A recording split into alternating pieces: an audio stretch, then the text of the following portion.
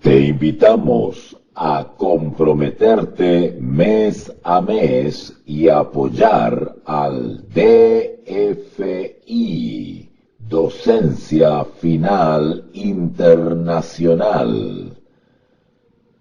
Tu donación es nuestro salario. Que Dios te bendiga.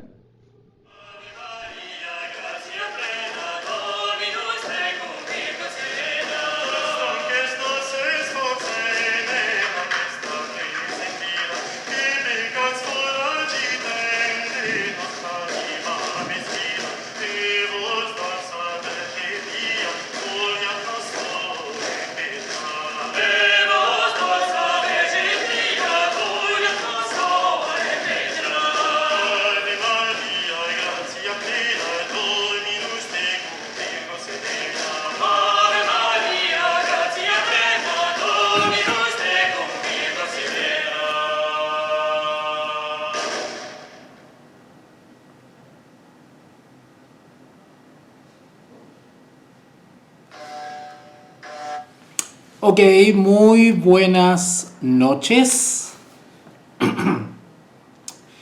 Muy buenas noches, gracias por conectarse y esperando que esta transmisión, esta clase, este programa de hoy pueda ser visto por quienes necesitan comprender y buscan alimentarse de la palabra de Dios de manera genuina, honesta y pura.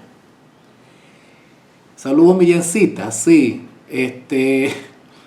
la primera cuenta de Facebook está sancionada, por ende no estoy haciendo transmisión por esa cuenta, por lo menos por un mes. Así que estoy alternando entre la segunda y tercera cuenta alternativa de Facebook. Así que por eso que es importante que se puedan enviar solicitud, suscribir a las 3 cuentas de Facebook que están habilitadas para publicaciones de este servidor del DFI. ¿Okay? También pues estamos transmitiendo en vivo a través del canal de YouTube La Voz de un Perseguido. La Voz de un Perseguido. La transmisión en vivo por YouTube, una vez terminada la clase, pues queda en oculto, para luego unas horas más subir el mismo tema, pero otra versión con audio óptimo, ya que la transmisión en vivo por YouTube es defectuosa en su audio. ¿Okay? Cualquier duda, consulta, sugerencia, apoyo, contácteme directamente a través de mi teléfono, mi número de teléfono, por Telegram. ¿Ok? Así que pues o envíeme mensaje a través de Facebook también, a través de Messenger. Ok. Bueno, vamos a orar para iniciar el comentario y análisis de la segunda carta del apóstol Pablo a Timoteo. Y nos corresponde ver hoy día la temática que dice relación con un buen soldado de Jesucristo. Interesante esto de soldado. Siempre el apóstol Pablo tomando ejemplos de su realidad, de su entorno. Siempre tomando ejemplo de la cultura. Y eso es algo que debemos rescatar de este hermano Pablo, tan preparado, tan culto y tan habilidoso para transmitir el Evangelio, donde no escatima recursos ni medios para poder presentar la verdad a los distintos y variados oyentes que él, o lectores que él tenía. Vamos a orar entonces. Oremos.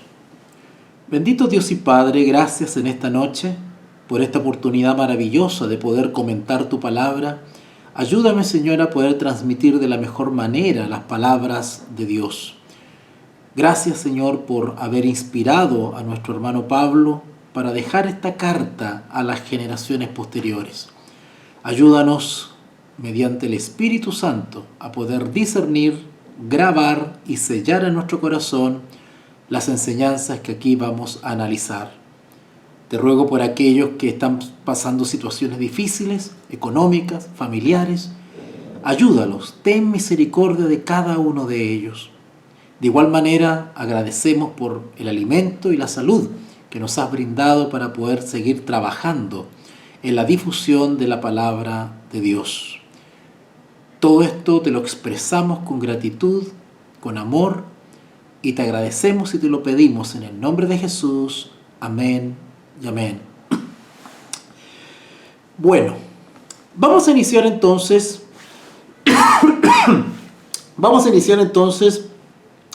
la lectura y comentario, análisis del capítulo 2 de 2 Timoteo. 2 Timoteo capítulo 2, versículo 1 al 13. Ese va a ser el desafío de hoy día. Comentar y analizar 13 versículos. ¿Ok? El capítulo 2 tiene 26 versículos, pero en atención al tiempo, que es un gran verdugo, vamos solamente a imponernos esa meta, analizar y comentar hasta el versículo 13. 2 de Timoteo capítulo 2, versículo 13, se titula en la maravillosa versión Reina Valera, un buen soldado de Jesucristo. Y bueno, lo que va a describir o a solicitar o a exhortar Pablo a Timoteo es justamente ser fiel, leal al ministerio. Y no encuentra nada mejor como buen maestro, ¿verdad? Como buen profesor que era Pablo, ejemplificar, buscar un símil para poder estimular el entendimiento, la comprensión en la mente de Timoteo y en consecuencia de todas las generaciones que íbamos a leer esta carta. Porque en la iglesia está integrada por muchas personas y no todas tienen la misma habilidad mental, capacidad mental, coeficiente intelectual. Hay personas que por el poco ejercicio en el estudio o la lectura o en la meditación no tienen habituada, ¿no es cierto?, sus facultades para comprender ciertas palabras, ciertas enseñanzas, cierto vocabulario, y el maestro bíblico, el profesor bíblico debe, por más buen nivel que tenga, a veces tiene que bajar un poquito al nivel de lo sencillo, de lo simple, para poder llegar a sus oyentes. ¿Ok? Así que eso es lo que hacía Pablo. No necesariamente era tan elaborado, ¿no es cierto?, y tan técnico como lo fue, por ejemplo, en la carta a los Gálatas, o en Efesios, o en Romanos, o en Hebreos, que algunos se le atribuyen a Pablo. Sino que en estas cartas, que son conocidas como las cartas pastorales, pues evidentemente él debía adecuar su vocabulario, su enseñanza a símiles o ejemplos que permitiesen como vehículos transmitir la verdad inspirada. ¿Okay?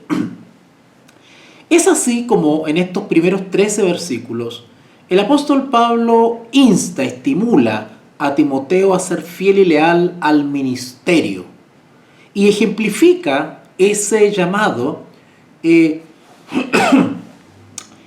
personificando a Timoteo como un soldado que milita.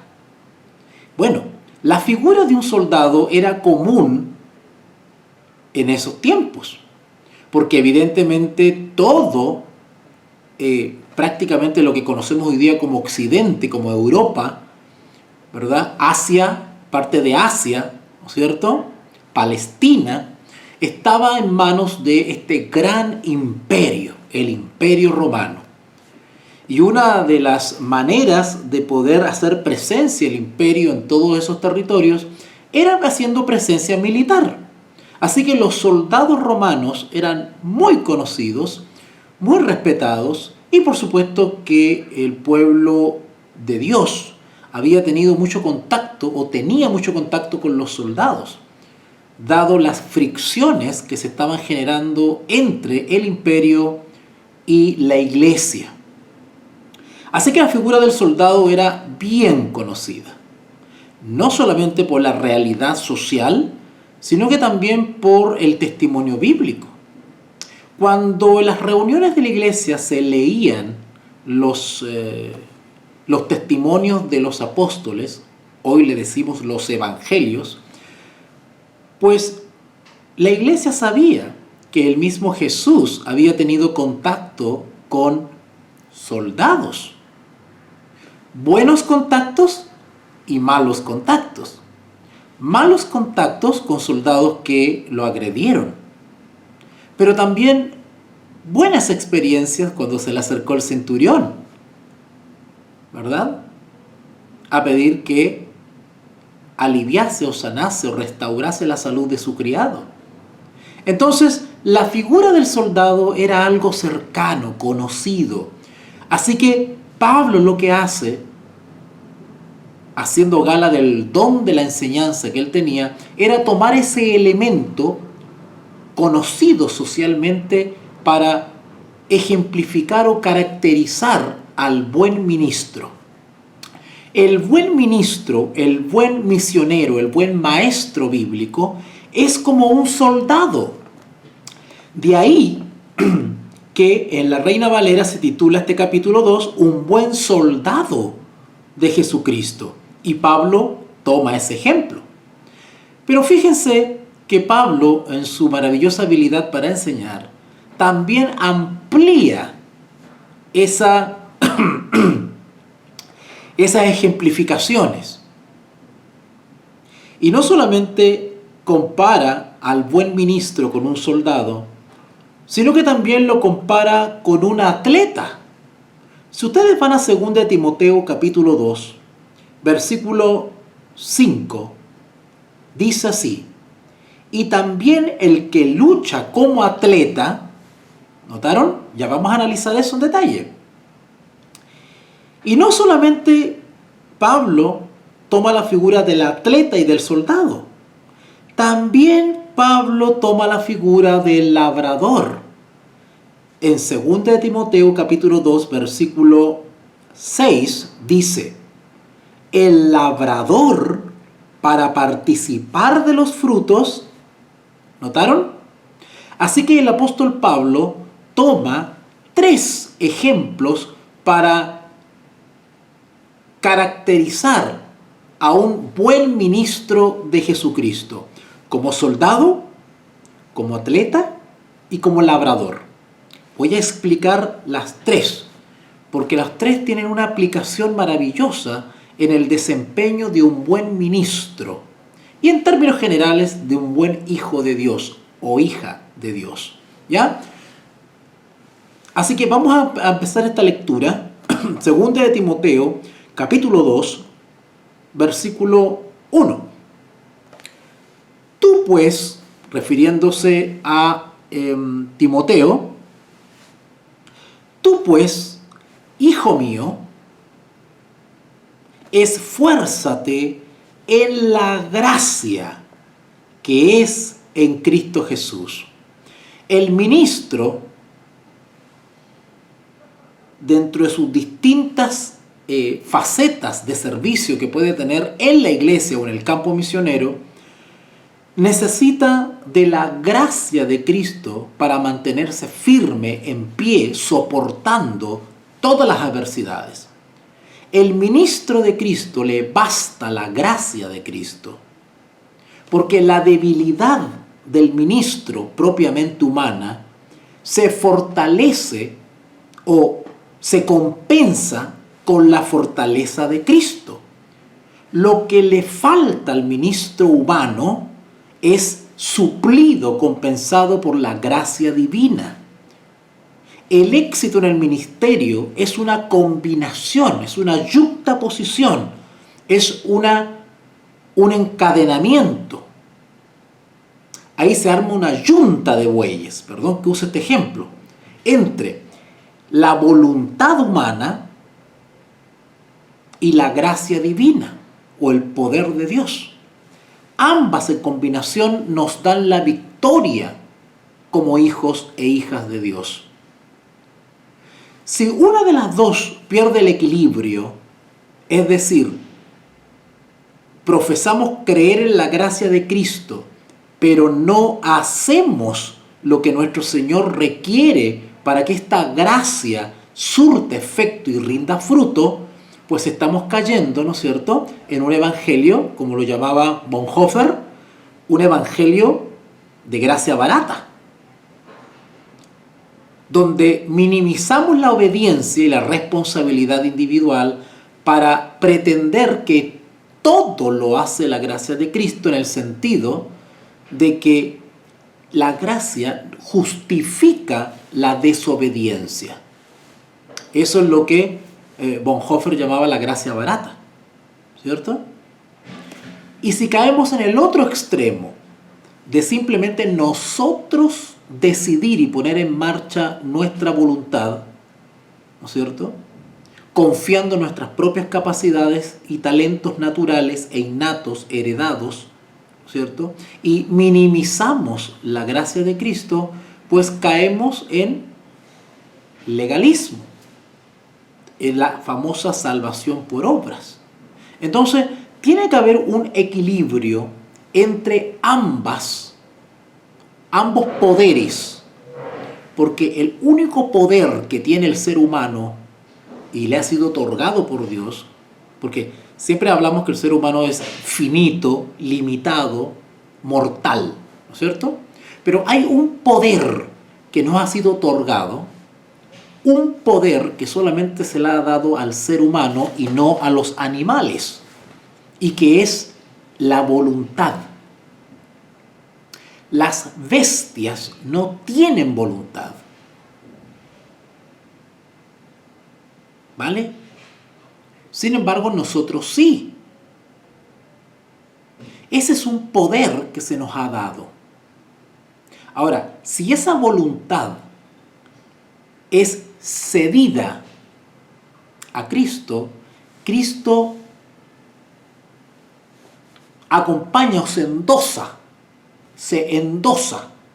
se enyunta esa voluntad y nos da el poder y la fuerza para hacer lo que Jesús quiere y no lo que nuestra propia voluntad rebelde quiere. Así que por eso el consejo del apóstol Pablo acá en 2 Timoteo capítulo 2 versículo 1. Tú pues, hijo mío, esfuérzate, es decir, pone de todo tu empeño, toda tu voluntad, es decir, tu capacidad de decisión, de optar por una u otra opción. Esfuérzate en la gracia que es como fuente. La gracia no la encontramos en otros dioses, no la encontramos en nosotros mismos, no la encontramos en algún otro ministro. La gracia que nos da la victoria y nos sustenta para no rendirnos, para no caer, yace en la persona de Jesús. Esfuérzate en la gracia que es en Cristo Jesús. Lo que has oído de mí, versículo 2, qué interesante esto, ¿eh? Lo que has oído de mí. Noten que Pablo está escribiendo, no está hablando, pero acá dice que has oído. Claro, porque Timoteo, aparte de leer esta carta, Timoteo en varias ocasiones escuchó, ya sea en el camino, ya sea en reuniones con la iglesia, con la congregación, de manera pública, con testigos. Timoteo fue testigo de las enseñanzas y palabras de Pablo. Por eso Pablo se remite a esta experiencia y dice, lo que has oído de mí ante muchos testigos, haciendo alusión a la iglesia, a la congregación. Esto, las enseñanzas, la forma de la sabiduría, del conocimiento que yo te he entregado, Timoteo, que tú has escuchado de mí, eso mismo encarga a hombres fieles que sean idóneos. Claro, recuerden lo que le conté en la clase anterior, que el apóstol Pablo estaba preso cuando escribió esta carta. Las cartas a Timoteo fueron escritas en prisión.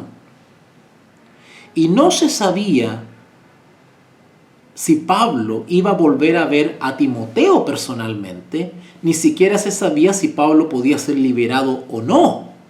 De hecho, pesaba o estaba en curso dictar la sentencia contra Pablo. Bueno, sabemos por la historia que nunca más Pablo se encontró con Timoteo. Por lo tanto, quedó la carta. ¿Vale? Muriendo Pablo, va terminando la generación que tuvieron directo contacto con Jesús.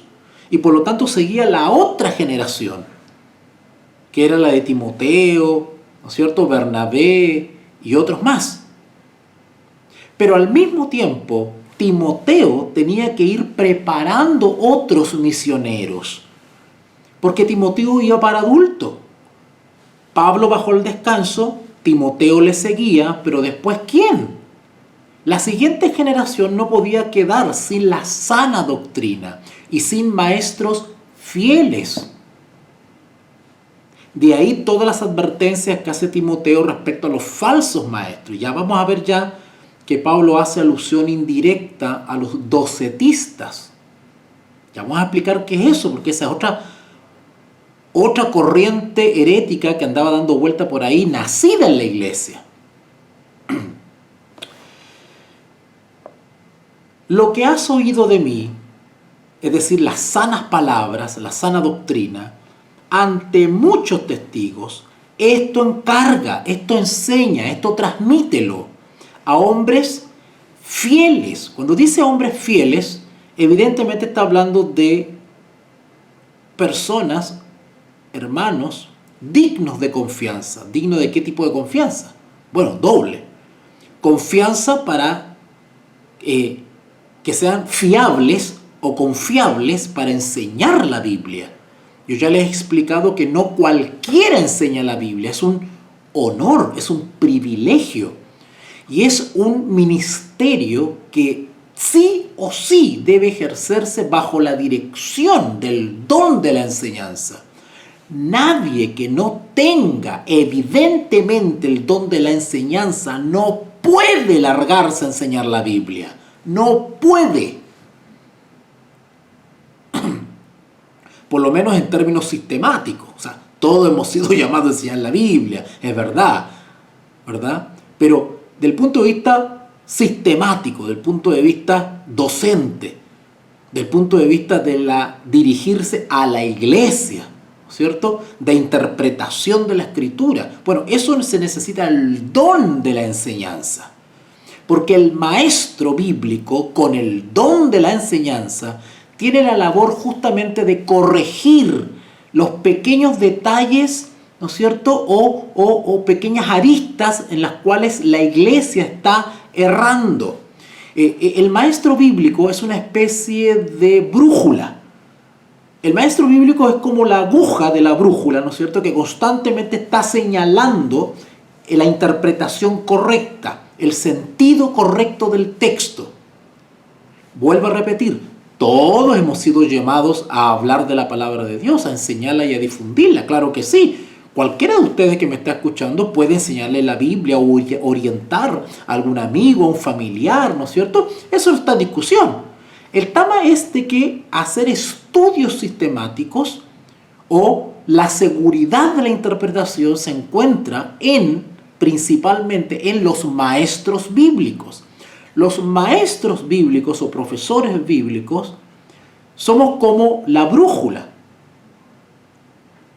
Todos pueden estar hablando distintas cosas, pero el maestro bíblico señala la dirección correcta, ¿verdad?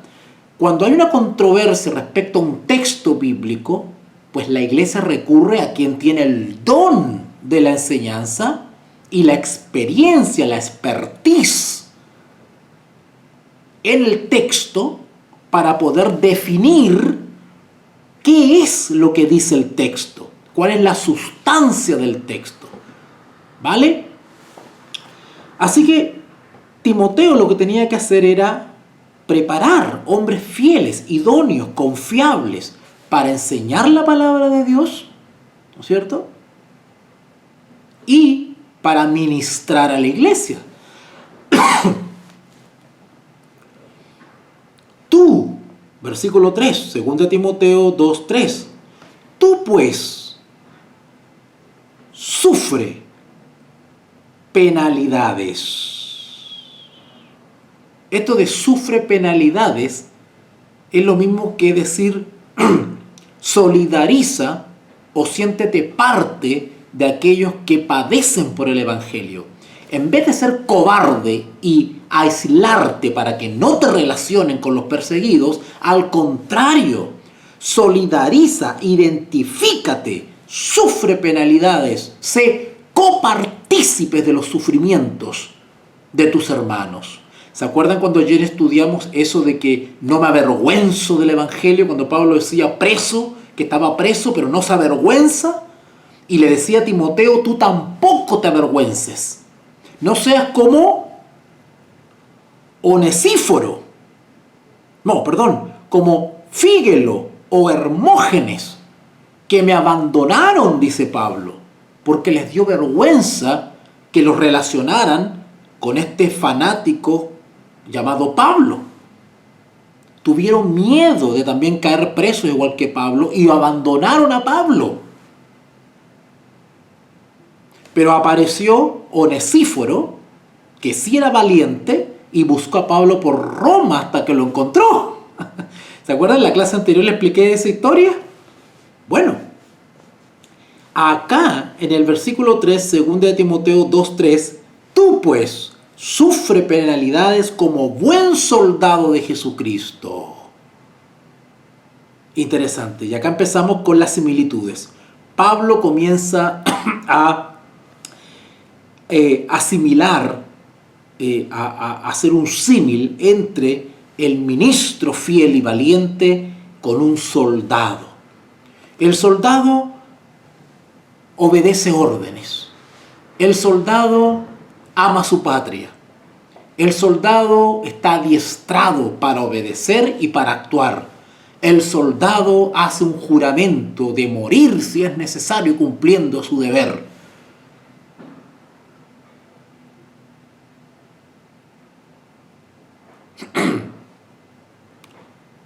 ¿Sabían ustedes que en la antigüedad muchos ejércitos,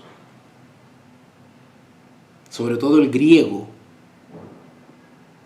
el japonés, ¿sabían ustedes que los soldados cuando estaban acorralados preferían suicidarse antes de caer prisioneros? Claro, el ejemplo no es el mismo, ¿verdad? O sea, no les estoy diciendo que hay que suicidarse, ¿verdad? Pero, ¿qué quiero decir con esto? Que el soldado muere con las botas puestas. El soldado no se rinde. El soldado está dispuesto a dar su vida. Estoy hablando en términos militares. Bueno, el símil es parecido. El buen ministro está dispuesto a sufrir penalidades antes que negar a su capitán de los cielos. Tú, pues, sufre penalidades como buen soldado de Jesucristo. Versículo 4. Ninguno que milita, es decir, que es parte del ejército, en este caso el ejército de Dios, ninguno que milita se enreda en los negocios de la vida. ¿Qué querrá decir esto?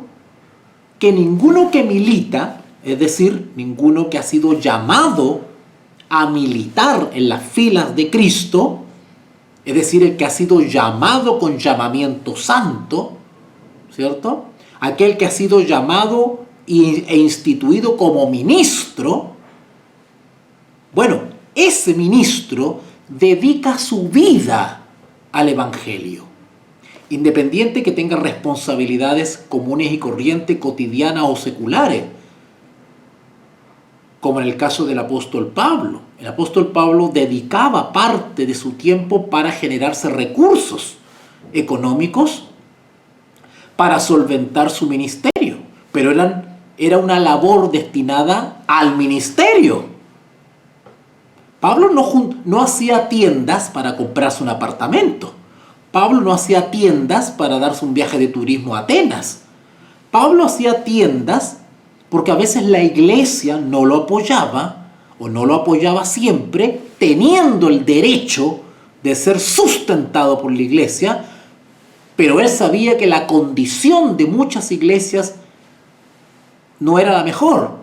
Así que en vista de eso, pues, él recurría a generar propios recursos para financiar su ministerio. En ese sentido, pues, se justifica el, entre comillas, enredarse en los negocios de la vida. ¿No es cierto? Pero ¿a qué se refiere aquí cuando dice ninguno que milita se enreda en los negocios de la vida? Cuando las actividades no espirituales, no religiosas, comunes y corrientes, seculares, nos distraen o apartan o absorben de la piedad y de la vida devocional y del ministerio. Por eso que bíblicamente hablando, lo ideal es que el ministro, el que ha sido llamado a algún ministerio, se dedique tiempo completo para que nada lo distraiga, sino que su mente, su servicio y sus acciones y sus actividades todas giren en torno al ministerio que se le ha dado. ¿Verdad? ¿Y quién tiene el deber y el deber moral de sustentar a ese ministro? La iglesia. Así que ninguno que milita se enreda en los negocios de la vida. O sea, no se deja distraer por actividades ajenas a su llamado. Y ninguno se enreda. ¿Y por qué no tenemos que enredarnos? Porque nuestro fin es agradar a aquel que me tomó como soldado. Vuelvo a leer. Ninguno que milita se enreda en los negocios de la vida a fin de agradar a aquel que lo tomó por soldado. La manera más hermosa, grata y aromática, por decirlo de alguna manera, olorosa, es agradar a aquel que nos llamó, dedicándonos fielmente al llamado. Si el Espíritu Santo nos ha llamado para cierta actividad, para cierto ministerio, no puedo excusarme con el Espíritu Santo y decirle, mira, déjame hacer una pausa para dedicarme a esto. Eso no es así. Salvo el ejemplo que le expliqué del apóstol Pablo.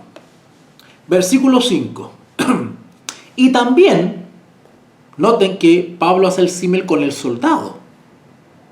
Claro, yo les voy a explicar una cosa. El que milita, ese término milita, el que milita.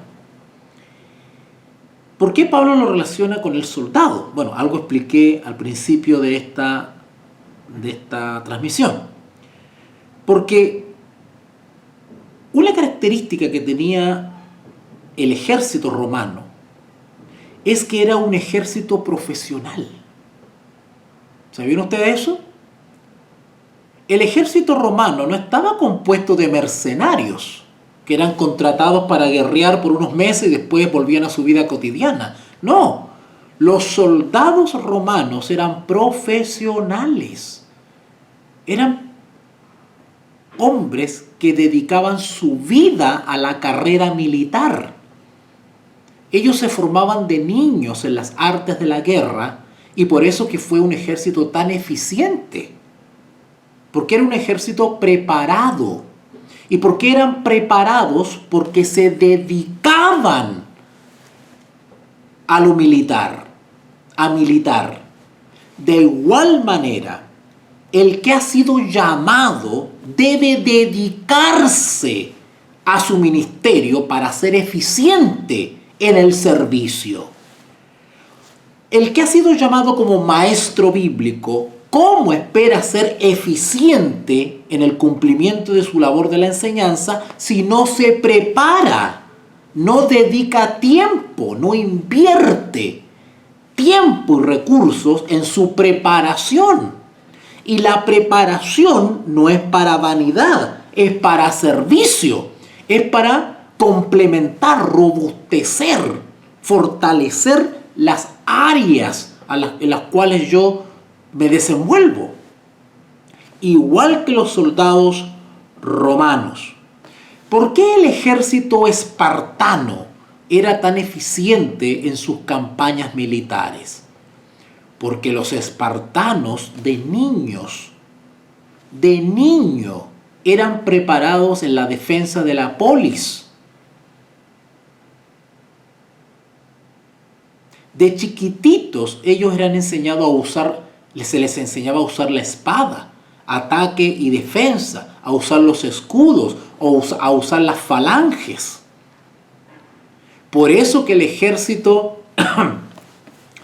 griego en general fue muy eficiente, porque su cultura guerrera, de responsabilidad civil, era derivada de esa instrucción militar que adquirían desde niños. Si no, vean ustedes toda la tremenda historia de Alejandro Magno, ¿verdad? Cómo con menos de 30 años ya había conquistado todo el mundo. Pero no solamente el apóstol Pablo hace alusión al soldado para sacar algunas características de los soldados, sino que también en el versículo 5 habla de los atletas. Claro, cuando escuchamos la palabra atleta, lo primero que se nos viene a la mente es la competición, ¿no es cierto? Bueno, dice el versículo 5, y también el que lucha como atleta, noten la expresión,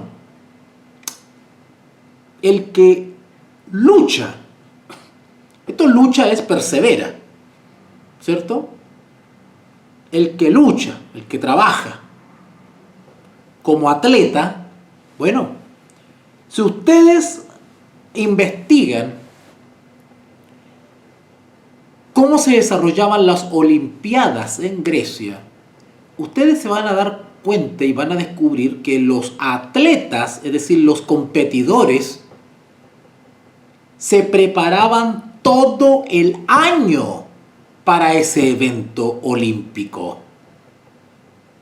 Todo el año había una preparación física, mental. Esa persona estaba concentrada porque tenía una meta, es decir, dar lo mejor de sí en el día de las competencias. Así que se preparaba con anticipación y eran estrictos con su régimen alimenticio, de ejercicio, de disciplina, porque tenían que estar en la mejor condición física y mental. Por eso que el apóstol Pablo acá dice, y también el que lucha como atleta no es coronado, sino lucha legítimamente. Si esto lo extrapolamos al ministerio, al ministro, bueno, luchar legítimamente es usar las armas de la verdad. En este caso, según el contexto, la sana enseñanza. El ministro que es un atleta espiritual y lucha legítimamente, se prepara, igual que un atleta, para servir bien, para ser eficiente en el ministerio. Pero cuando ejerce la competencia como atleta, cuando ejerce su ministerio, lo hace legítimamente, es decir, con las armas espirituales. Enseña la sana doctrina.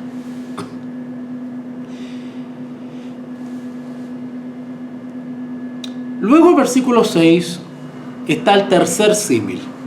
Ya vimos el soldado que milita, el atleta que lucha, y ahora el versículo 6 dice el labrador.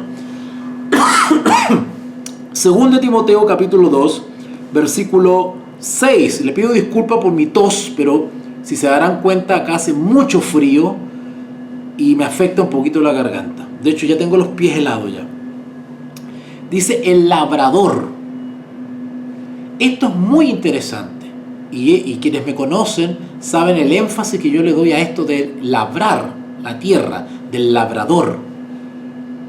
No porque yo sea agricultor, porque no lo soy, sino porque la palabra labrador, el labrar, bueno, obviamente estamos hablando de trabajar la tierra. El labrador es el que cultiva la tierra, el que trabaja la tierra, el que cuida la tierra, el que mantiene la tierra para que ésta dé frutos. Bueno, el labrador, que es un símil que hace Pablo del buen ministro de Jesucristo, el labrador es aquel que cultiva la tierra. ¿Ya? Aquel que cultiva la tierra.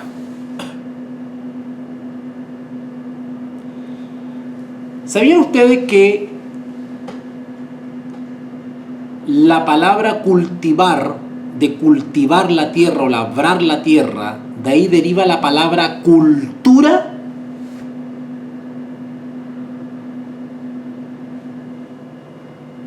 Así es.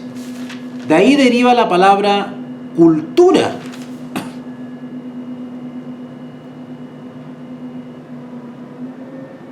Así que el buen ministro de Jesucristo se cultiva, se labra. ¿Cómo se labra? ¿Cómo se cultiva? Preparándose como un atleta y como un soldado. Por eso que en mis conferencias siempre recalco que esa es una plaga, es una maldición hoy en día en la iglesia, porque las redes sociales se pueden usar para cosas muy buenas, pero también para cosas muy malas. Y por eso que hoy día la facilidad de que cualquier pajarraco se lee 3 o 4 libros y ya está enseñando la Biblia por YouTube. Y ese es un problema, es una maldición.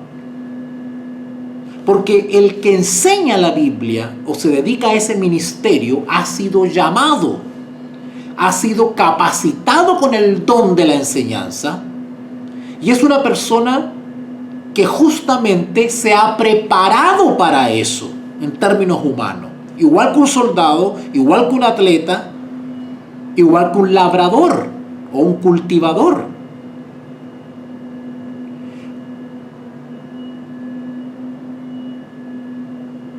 ¿Verdad? ¿Qué es más eficiente? Y disculpen que le ponga este ejemplo tan vulgar, pero yo sé que me van a entender porque tengo que expresarme de la manera más sencilla posible para llegar hasta el entendimiento de todos ustedes. ¿Qué es más eficiente, lógicamente? Un profesor de boxeo, miren el ejemplo que voy a dar, pero es un ejemplo práctico. Un profesor de boxeo, por ejemplo, ¿cierto? Un atleta que es un deportista. Un profesor de boxeo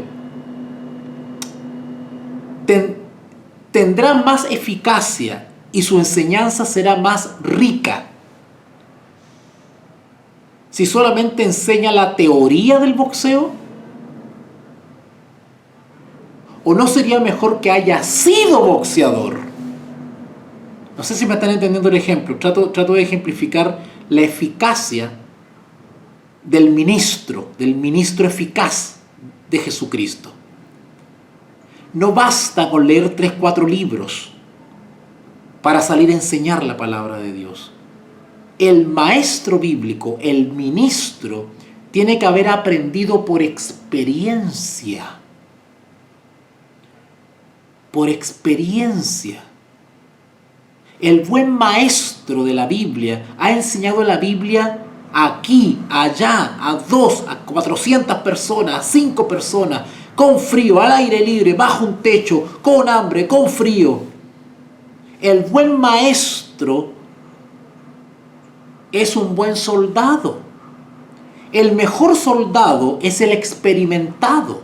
El mejor soldado es aquel que ha estado en varias batallas, un veterano, porque ha visto, ha experimentado, ha sufrido, ha estado en campañas con sus compañeros en otros territorios, ha estado herido, se ha recuperado, ha estado en peligro de muerte, ha enfrentado al enemigo, ha visto la sangre, ha participado en triunfos, en derrotas.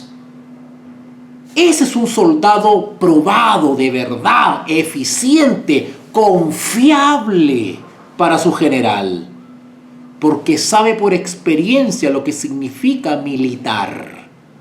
De igual manera, un ministro de Jesucristo que ejerce un ministerio no basta con la teoría.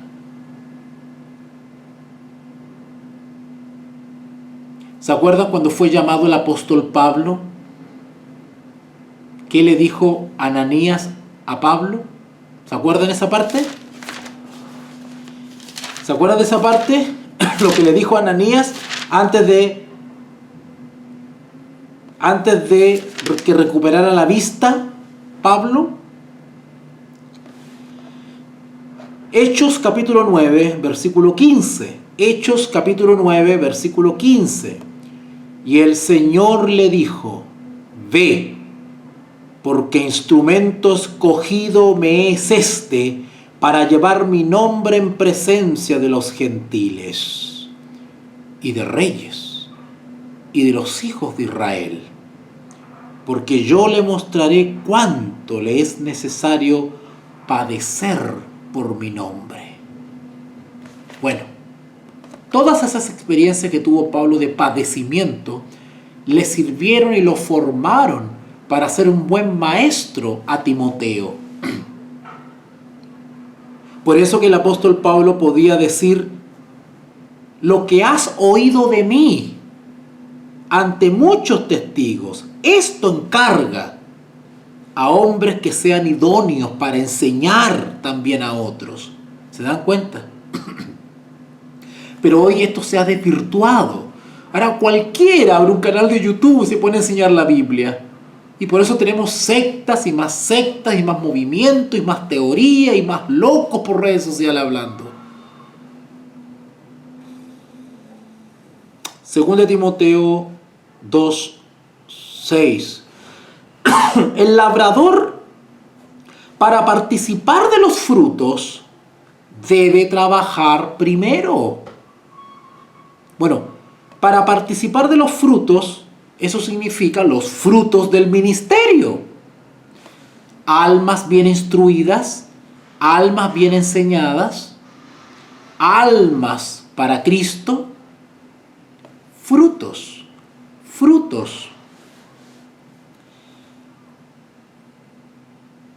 Debe trabajar primero.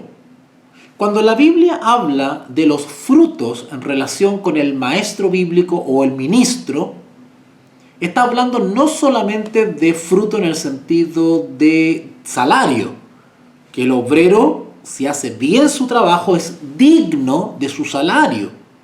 No en ese sentido frutos, porque de cierto punto de vista material, el salario es el fruto del trabajo del ministro. Pero la Biblia también se refiere a frutos con los resultados espirituales del trabajo del ministro. ¿Vale?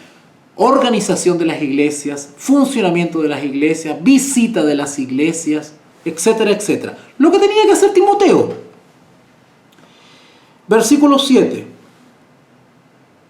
Considera, es decir, capta, entiende, visualiza, diríamos hoy día, ¿no es cierto? Considera lo que digo. Ten muy en cuenta lo que te estoy enseñando, Timoteo. y el Señor te dé entendimiento en todo. ¡Wow! Este entendimiento es mucho más que la gnosis. Es mucho más que el conocimiento o la memorización de textos. Cualquiera puede memorizar textos y leerlos por YouTube. Cualquiera puede hacer un comentario por aquí y por allá sobre textos y ya está. Cualquiera lo puede hacer. Pablo está yendo mucho más allá. Pablo está yendo al conocimiento en el sentido del discernimiento. El conocimiento en el sentido de sabiduría. La palabra sabiduría es mucho más profundo que el simple conocimiento memorial de textos. Así que Timoteo era llamado a adquirir un entendimiento que es propio de los escogidos.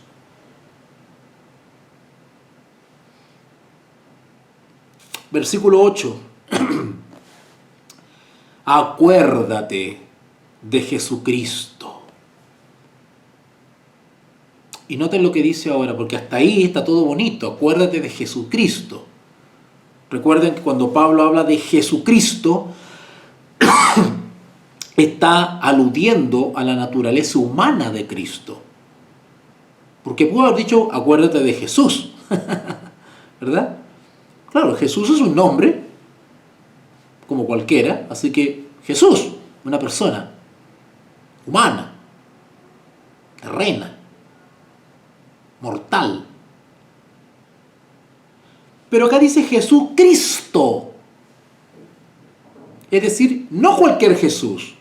Es Jesús, para identificarlo humanamente, pero es el Mesías, el ungido. Y luego recalca la naturaleza humana de Cristo, diciendo, del linaje de David. Esto era muy importante en la cultura judía, porque el hecho de aludir, porque las profecías mesiánicas de los judíos reconocían que el Mesías debía venir del linaje de David. Todos los judíos estudiosos sabían eso, que el Mesías vendría del linaje de David. Así que Pablo le encarga a Timoteo, acuérdate de esta mención especial, recalcar esto.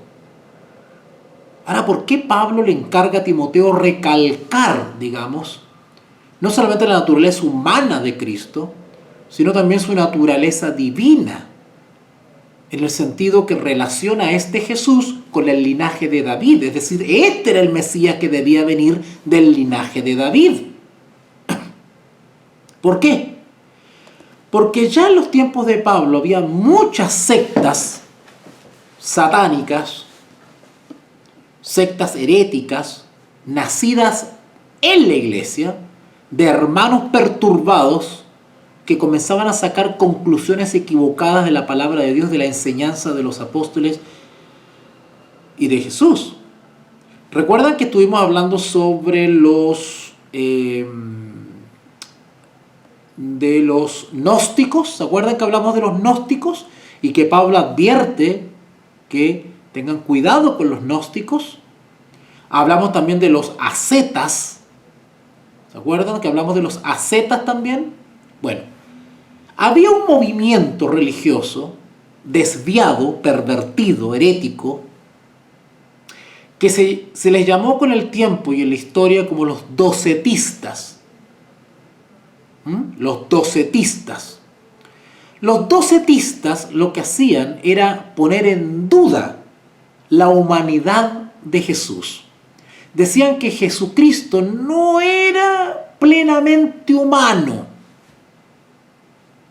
que en realidad era una apariencia humana que tenía, no era realmente humano, y por eso hizo todo lo que hizo. Bueno, no voy a entrar en detalle en eso porque se me pueden enredar, pero digamos que creían que Jesús no era plenamente humano, era una especie como de, perdonen la palabra que voy a usar, una especie de fantasma. Increíble, pero eso pensaban los docetistas. Ponían en duda la naturaleza de Cristo, la naturaleza humana de Cristo, que nunca fue plenamente humano. Era Dios, pero no plenamente humano.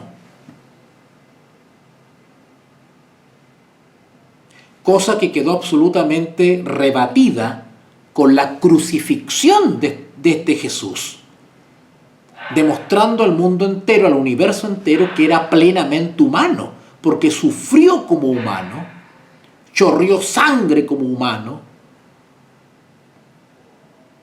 sufrió dolores como humano y murió como humano. Sin embargo, también se reveló su naturaleza divina, venciendo a la muerte. Y todo esto lo dice en un versículo Pablo. Segunda de Timoteo 2:8.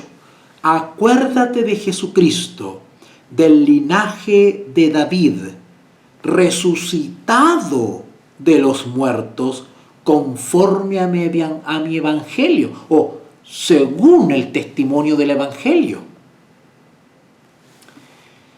Versículo 9, y ya vamos terminando. Sigue hablando de Jesús, ¿verdad? Porque le dice a Timoteo, acuérdate de Jesús. Así que sigue hablando de Jesús como ejemplo de buen soldado, en el cual sufrió penalidades, es decir, desgracias, males, hasta prisiones. Jesús, a modo de criminal, de malhechor.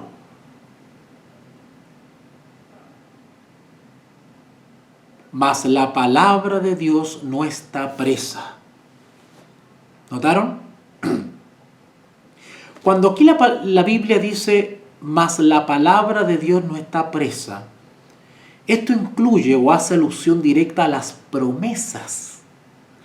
Aunque a nosotros nos quemen, nos torturen, nos metan presos, nos maten de hambre y estemos sufriendo todo tipo de penalidades injustamente por la causa de Cristo, como si fuésemos criminales, ¿a cuántos de ustedes lo han tratado como criminal? ¿Alguna vez lo han tratado como criminal a ustedes? ¿Algunos de ustedes alguna vez los han acusado de algún crimen, de algún delito? ¿Cómo se han sentido ustedes? Si saben que ustedes no son criminales, ni son ladrones, ni son delincuentes. Pero, ¿alguna vez a ustedes los han tratado de criminales, de delincuentes a ustedes? Bueno, no me gustaría que ninguno de ustedes estuviese en esos pantalones. En el cual sufro penalidades, hasta prisiones, a modo de malhechor. Perdón, dije que este versículo 9 se refiere a Jesús. No, está hablando de Pablo, de él mismo. Él se está describiendo a él mismo. Disculpen. Versículo 9, en el cual sufro penalidades. Ahora Pablo se describe él como participante de los padecimientos de Cristo. En el cual sufro penalidades, hasta prisiones, a modo de malhechor, es decir, como si fuese criminal, no siéndolo, claro que sí. Mas la palabra de Dios no está presa, es decir, a pesar de todo lo que estaba sufriendo Pablo, la promesa de Dios seguía en pie. Las promesas de Dios siguen vigentes, siguen firmes. Por tanto, todo lo soporto por amor de los escogidos. Es decir, todo lo que estaba pasando Pablo era motivado del servicio que brindaba al prójimo, de lo cual no se arrepentía ni se avergonzaba. Por tanto, todo lo soporto. Pero, ¿por qué soportaba todo eso Pablo? ¿Por qué Pablo no tiró la toalla y dijo, hasta aquí llego yo? Porque lo que motivaba al servicio era el amor al prójimo. Pablo vivía la ley y mostraba su fe por sus obras. O sea, vivía la verdadera justificación por la fe. Por eso es que todo lo soporta, por amor de los escogidos, por servicio a mi prójimo. para que ellos, viendo y experimentando el testimonio de entrega y vocación de Pablo, ¿no es cierto?, para que ellos también obtengan la salvación que es en Cristo Jesús. O sea, ningún esfuerzo escatimaba Pablo si con eso sus oyentes o sus alumnos, ¿no es cierto?, aceptaban a Jesús como Señor y Salvador. Palabra fiel es esta: si somos muertos con Él. Acá yo tengo que hacer una pequeña salvedad. Ahí en el versículo 11 dice, si somos. Bueno, lo correcto sería decir, puesto que somos, ¿verdad? O dado que somos, o sea, algo que da por hecho. Porque, bueno, hay otras versiones bíblicas que sí está así. En vez de decir, si somos, dice, puesto que somos, o dado que somos. O sea, lo da por hecho, ¿verdad? Porque esto de si somos muertos es como un poquito duditativo. En cambio, si decimos puesto que somos muertos, ¿no es cierto?, o dado que somos muertos con Él, un hecho, también viviremos con Él. Bueno, cuando Pablo dice acá si somos muertos, o puesto que somos muertos, dado que somos muertos, con Él, ¿cómo morimos con Él? ¿Cómo morimos con Cristo? Bueno, qué mejor ejemplo que el bautismo. En el bautismo, simbólicamente, morimos. Somos sepultados como Jesús fue sepultado, ¿verdad? Pero una vez que nos levantamos de la profundidad del agua, ¿no es cierto?, vivimos o resucitamos, ¿no es cierto?, a una nueva criatura.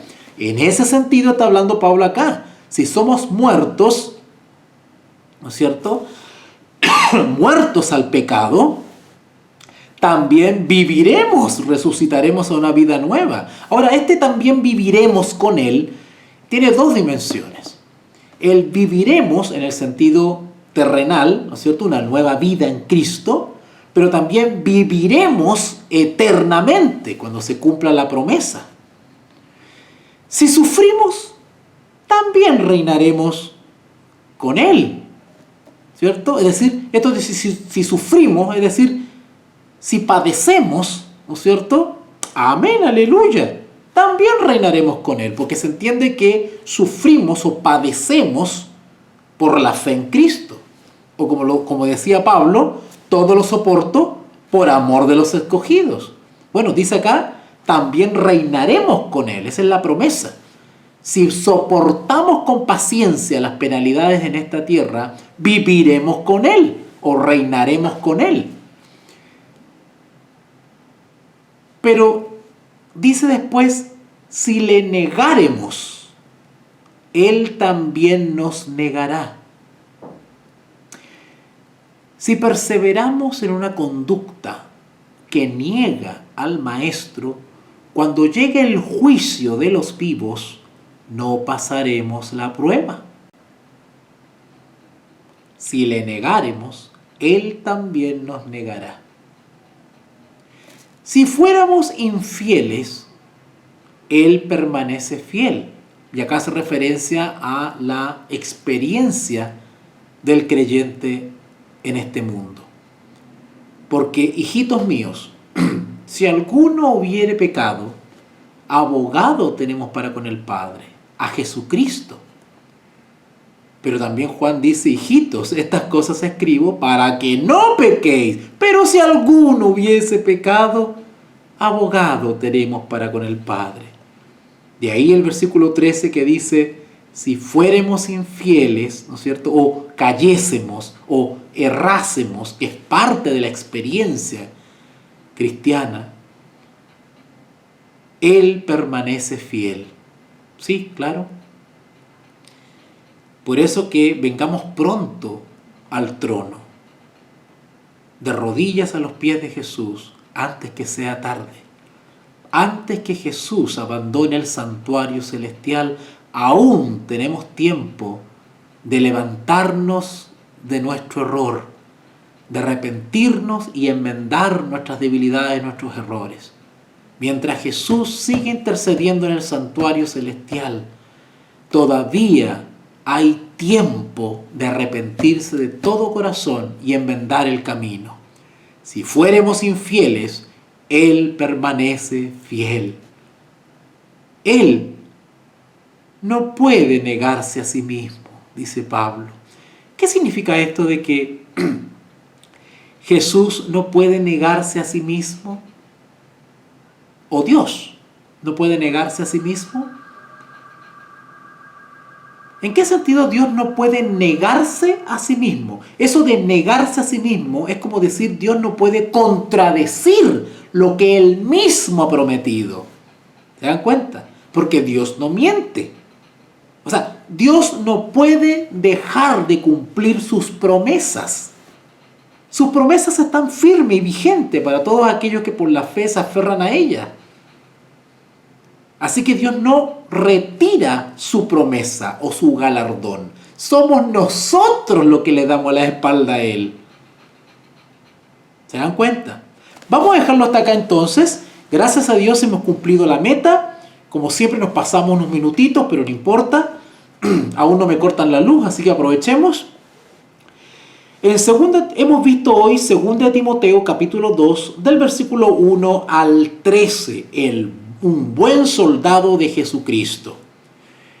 Espero retomar mañana retomar este comentario y estaríamos estudiando del versículo 14 al 26, un obrero aprobado. 2 Timoteo capítulo 2, del versículo 14 al 26, un obrero aprobado. Dios mediante voy a estar avisando a través del grupo de Telegram, ir confirmando nuestro encuentro de mañana. Si tienes alguna inquietud, alguna duda bíblica, por favor, házmelo llegar a través de Telegram, a través del chat o a través de Facebook Messenger y con mucho gusto responderé tus inquietudes, ¿vale? Agradezco a todos los que me apoyan mes a mes, se acuerdan de este servidor, porque su donación es mi salario. Este es mi trabajo. Para esto he sido llamado, para la docencia final. Gracias a todos por escucharme y esperando que esta enseñanza bíblica llegue a quienes realmente lo necesitan. Que Dios les bendiga y estoy a su disposición a través de Telegram para que me conversen. Que Dios les bendiga. Te invitamos a comprometerte mes a mes y apoyar al DFI, Docencia Final Internacional. Tu donación es nuestro salario. Que Dios te bendiga.